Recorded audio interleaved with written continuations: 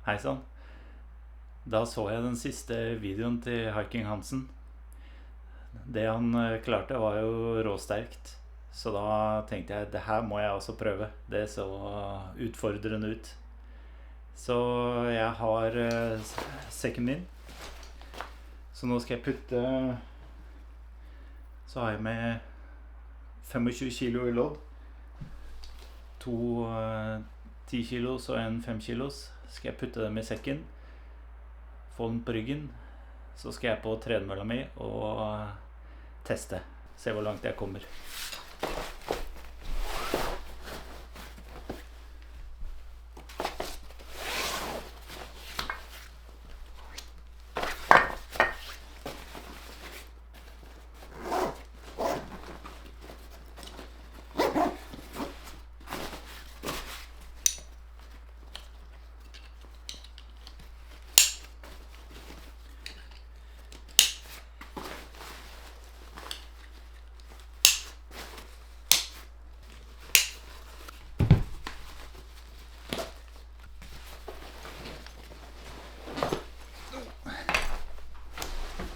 Sånn, da har jeg på meg fjellstøvla, fjellbuksa, ulltrøya.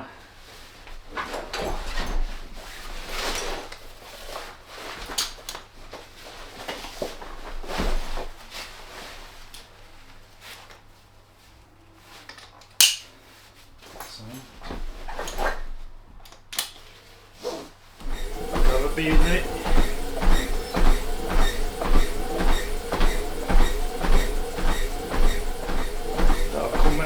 Første økning opp til 5.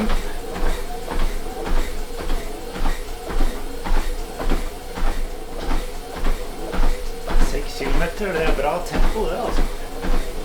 Jeg går ikke i den farta på fjellet. Nå kommer neste økning opp til 7%.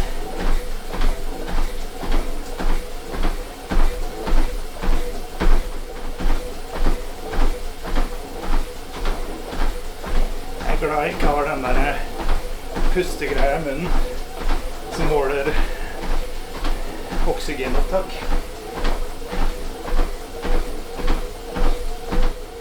Da skal vi straks opp på 9.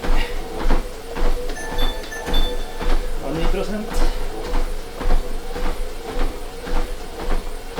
Det har bare gått 3 minutter. Ikke halvveis opp bakken.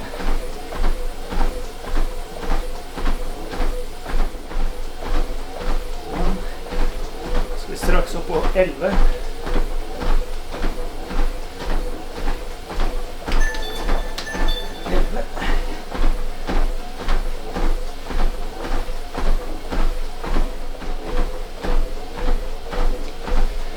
Da kommer vi straks opp på 5 minutter.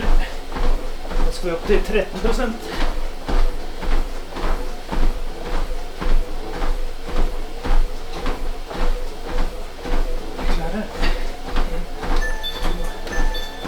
%, 5 minutter.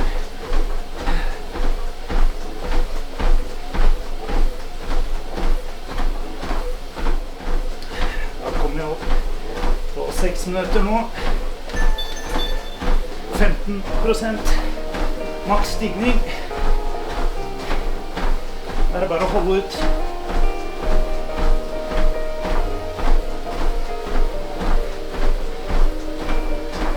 Klarer 4 minutter til med dette.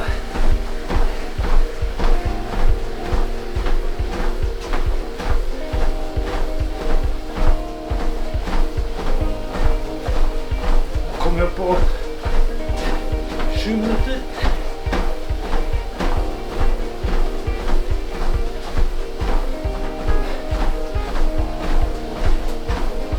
8 minutter.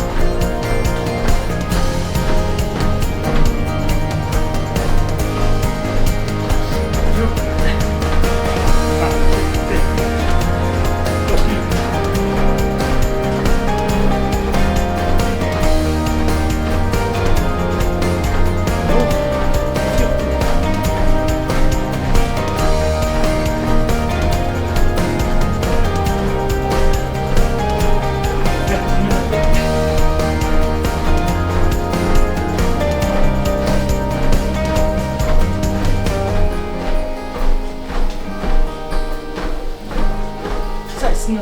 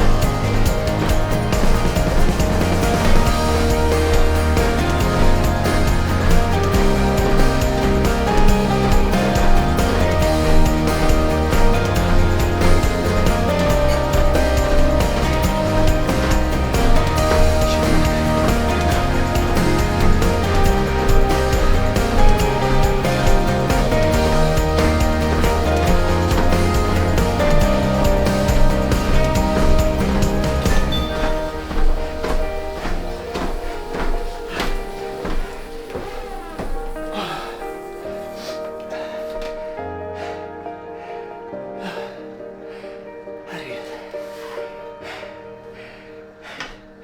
20,5 minutter.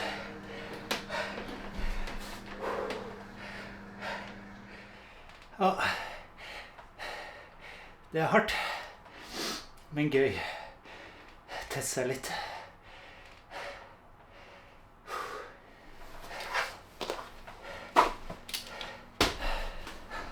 Ja, Mats, takk for uoffisiell utfordring. Det var kjempegøy.